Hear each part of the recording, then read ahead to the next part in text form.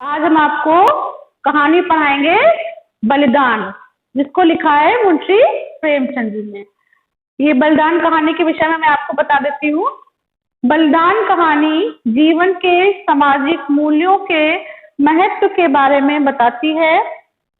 कहानीकार का उद्देश्य जीवन के यथार्थ परिस्थितियों के परिणाम, जीवन, धन और धरती के महत्व से पाठक को परिचय कराना है। ठीक है, ये बलिदान कहानी जो बेटे है उसमें सामाजिक मूल्यों के बारे में बताया गया है और कहानीकार की यही कोशिश है जो हमारे यथार्थ यानी कि जो हमारी वास्तविक परिस्थितियां हैं उनके बारे में बताया गया है। जो धन है और धरती के महत्व के बारे में इसमें कहानीकार ने पाठक को समझाने की कोशिश की है। तो आइए पात्र परिचय देख लेते हैं। ये पात्र परिचय, हरकू किसान है और गिरधारी का पिता है। गिरधारी हरकू का पुत्र, सुभागी गिरधारी की पत्नी, जमींदार लगान लेने वाला, कालिका दीन ग्रामीण, मंगल सिंह ग्रामीण। अब कहानी बेटे यहाँ से शुरू होती है कि हरकू एक किसान होता है। वो ऐसा किसान होता है जो उसके पास 25 बीघे की जमीन है और वो अपने खेत पे किसानी करता है और उसकी समाज में एक प्रतिष्ठा है। और जो कहानी का पहला परिच्छेद है यानी कि पहला पैराग्राफ है उसी हरकू पर ही पूरी आधारित है, क्योंकि जो हरकू होता है, हरकू का एक समाज में सम्मान है। ग्रामीण लोग जो उसका आदर करते हैं, अनपढ़ लोग उसके सामने मुंह खोलने से हिचकते हैं। हरकू एक बेलाग बोली बोलता है, लेकिन क्या है, हरकू अपने ऐसे लोगों का कहना मानने की कोशिश करता है। कौन? ग्रामीण वाली होती। अब हरकू जो किसान है, एक समय का एक व्यवसाय वाला हरकू एक किसान होता है। ठीक है, हरकचंद इसको कहते हैं। तो उसका पूरा नाम हरकचंद। को क्या होता है, एक बार जो है ये हरकू साल में एक बार अवश्य बीमार पड़ता है।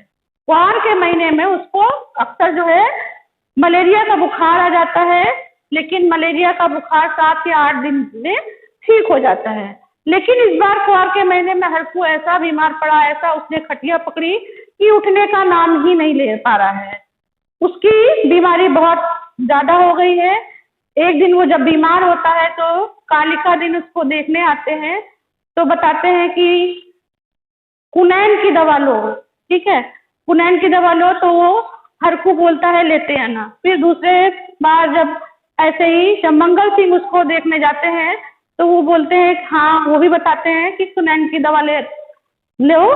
तो वो भी बोलता है शिष्टाचार के नाते कि हाँ लेते आना, लेकिन कुनैन की दवा उसको नहीं मिलती है। ऐसे वो बीमार होते होते ऐसा समय आता है, होली का दिन आता है कि उसकी मृत्यु हो जाती है, हरकू की मृत्यु हो जाती है। जब हरकू की मृत्यु हो जाती है, जो उसका पुत्र होता है गिरधारी, तो अपने पिता का अंतिम संस्कार में बहुत अधिक धन खर्च कर देता है, क्योंकि हमारे यहाँ ये समाज में माना जाता है, क्योंकि हमारा एक भारतीय समाज एक रूढ़िवाद समाज है, वो हरकू के अंतिम संस्कार में खूब मजे से धन खर्च करता है।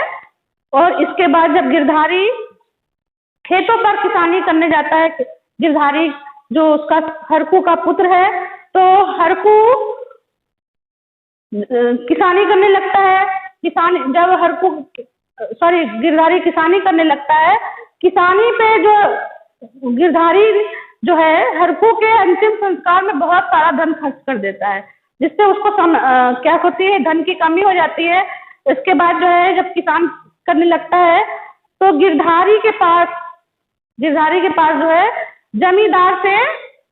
जमींदार से मुलाकात होती है गिरधारी की। तो वो बोलता है कि तुम 80 रुपए में क्या करते हो, खेती करते हो, हम 80 रुपए में तुम खेती करते हो, किसानी करते हो, लोग मुझे 100 रुपए में खेती करा रहे हैं और प्लस नजराना अलग से दे रहे हैं। तो वो अपनी स्थिति को गिरधारी जमींदार से अवगत कराता है कि मेरी आर्थिक स्थिति ऐसी नहीं है कि मैं तुम्हें नजराना दे सकूं, क्योंकि मेरे पास धन का अभाव है, धन की कमी। इस चीज को बताता है कौन? गिरधारी बताता है कि मेरे पास इतना धन नहीं है कि मैं तुम्हें नजराना दे सकूं। वही तो जो है जो कालिका होता है, कालिका दिन होता है, वो जो है उसके खेतों पर नजर लगाए रहता है। ठीक है, कि मैं खेतों पर नजर लगाए हुए कि उसके खेत उससे बहुत भाते हैं, तो वो जो है जमींदार से उसके खेतों को ले लेता है और उसको नजराना अलग से देता है। ठीक है, जब गिरधारी के खेत उससे चले जाते हैं तो उस दिन गिरधारी को बहुत दुख होता है। जब पत्नी को पता चलता है वो भी बहुत चिंता में डूब जाती है। उस दिन गिरधारी के घर में चूल्हा नहीं जलता है। इसलिए चूल्हा नहीं जलता है क्योंकि जो है उसके पिता के खेत होते हैं वो उससे छिन जाते हैं, चले जाते हैं। इस प्रकार जो है गिरधारी की स्थिति डामाडोल हो जाती है और खराब हो जाती है। लेकिन ऐसे ही जो गिरधारी की जो है जो बैलों की जोड़ी होती है वो उसे बहुत पसंद होती है। उसने जो है तुलसी से 60 रुपए पे लिए होते हैं, 60 रुपए पर तुलसी से लिए होते हैं, क्या बैलों की जोड़ी ली होती है। वहीं पर जो मंगल सिंह होता है उसको मंगल सिंह जो है तुलसी को भड़काने का कार्य करता है और वो गिरधारी से पैसे मांगने लगता है, पैसों की मांग करने लगता है, जबकि उसके पास नहीं होते हैं। तो इस प्रकार जो बैलों की जोड़ी होती है वो उससे छिन जाती है और वो मंगल सिंह उसको ले लेता है। कहने का तात्पर्य यह है कि अब बैलों की जोड़ी भी उससे छिन जाती है, चली जाती है। जब बैलों की जोड़ी उससे छिन जाती है, चली जाती है, तो वो बहुत परेशान हो जाता है और उसकी पत्नी को जब पता चलता है कि बैलों की जोड़ी चली गई है तो वो भी उस दिन भी उसके घर में खाना आना नहीं होता, एकदम गमी सी छाई रहती है। क्योंकि किसानों की जो पूंजी होती है या तो धरती होती है, जमीन जिसको हम बोलते हैं, या उनके बैलों की जोड़ी होती है, दोनों ही चीज अब गिरधारी के पास से छिन चुकी होती है। इस चीज के लिए वो काफी चिंताग्रस्त हो जाता है। शाम को जो है अब यहाँ देखिए ऐसी स्थिति, कहाँ हरखू जो है एक व्यवसाय 25 बीघे का स्वामी था, हरक चांद के नाम से रहता था। कहाँ जो है अहीर कल्लू कालिका दिन के नाम से जाने लगा, कहाँ मंगू कांस्टेबल मंगल सिंह के नाम से जाने लगा। कहने का मतलब यह है कि आर्थिक जब संपन्नता आती है तो व्यक्ति का रहन सहन जब परिवर्तित हो जाता है तो उसका नाम भी परिवर्तित हो जाते हैं। लेकिन जब हरक चंद एक 25 बीघे का स्वामी था, आज उसके पास खेत नहीं थे, हरकू से उसका बेटा गिरधारी आया। अब गिरधारी से जब खेत चले जाते हैं, उसके बाद जब बैलों की जोड़ी चली जाती है तो शाम को वो खटिया पे आके चारपाई पे आकर लेट जाता है तो देखती है उसकी पत्नी सुभागी बहुत ढूंढती है, लेकिन उस गिरधारी का कहीं पता नहीं चलता। जब शाम होती है तो जो उसकी पत्नी होती है दिया जलाकर चारपाई के सिरहाने पर रख देती है। फिर वो जब देखती है कि जहाँ बैलों की जोड़ी बनती थी नाम के पास, वहां पर जो है गिरधारी खड़ा है, तो वो जो है गिरधारी की पत्नी वहां तक जाती है, उसके पास देखती है गिरधारी खड़ा है, तो वो मूर्छित होकर गिर जाती है। गिरधारी की पत्नी जो होती है सुभागी, वो मूर्छित होकर गिर जाती है।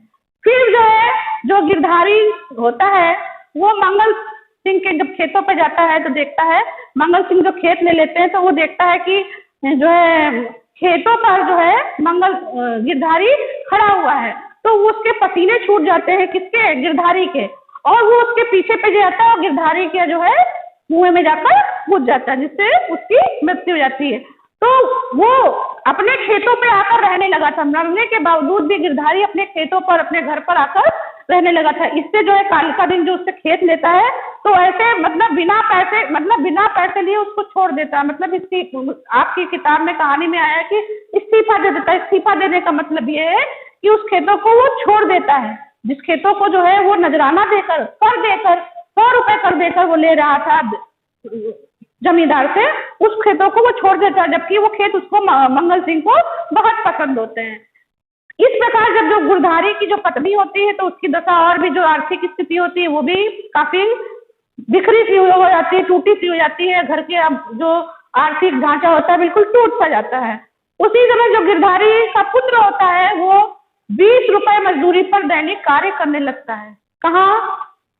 हरखू एक 25 बीघे का किसान था, उसका पुत्र गिरधारी आया और गिरधारी का पुत्र जो है 20 रुपए दैनिक मजदूरी पर कार्य करने लगता है। अब जो है गिरधारी के यहाँ चूल्हा जलता है, अब खाना भी बनता है। सुभागी जो उसकी पत्नी है और जो उसकी गिरधारी के पुत्र की माँ है, दोनों माँ बेटे खाना खाते हैं। लेकिन अब अंतर क्या आ गया? अंतर ये आ गया है कि कहाँ वो 25 बीघे का एक किसान था, अब वो एक मजदूर बनकर रह गया, एक श्रमिक बनकर रह गया है। तो इस कहानी में मुंशी प्रेमचंद जी ने यही बताने की कोशिश की है कि हरखू ने, गिरधारी ने, जो हरखू ने जमीन थी, जो उसकी 25 बीघे जमीन थी, उसके पुत्र गिरधारी ने को जो जमींदार उससे जमीन ले लेता है, उसके खेत ले लेता है, तो वो अपने खेतों का बलिदान कैसे कर देता है, अपनी जान गंवाकर, अपने जानों को देकर अपना बलिदान दे देता है, और तब पर भी वो अपने खेतों को नहीं बचा पाता है। बलिदान कहानी का मतलब मेन यही है, शिक्षा यही मिलती, सार यही है कि जो है जीवन की जो परिस्थितियां होती हैं, आर्थिक संपन्नता जो होती है व्यक्ति का स्तर ऊंचा गिरा करना बल्कि उठाती है। जो आर्थिक स्तर व्यक्ति की परिस्थितियां जैसे होती हैं, अगर उतार चढ़ाव व्यक्ति के जीवन में आते रहते हैं, अगर उतार आ रहे हैं तो व्यक्ति नीचे गिर जाता है, चढ़ाव आ रहा है तो व्यक्ति ऊपर बढ़ जाता है। कहाँ जो है मंगरू जो है कांस्टेबल होते हैं, कहाँ मंगरू, जब मंगरू होते हैं कांस्टेबल बन जाते हैं तो मंगल सिंह हो जाते हैं, कहाँ कल्लू अहीर कालिका दिन बन जाता है, और कहाँ जो है 25 बीघे का स्वामी हरकचंद हरखू बन जाता है। तो कहने का तात्पर्य यही है कि कहानी बलिदान में मुंशी प्रेमचंद ने यही बताने की कोशिश की है कि जो हमारी आर्थिक संपन्नता है, उसके जो हमारी रूढ़िवादिता है, व्यक्ति के जो आर्थिक स्थिति होती है उसको नीचे गिरा देती है। तो मैं समझती हूँ बेटे आपको ये लेसन अच्छे से समझ में आ गया होगा। Thank you class.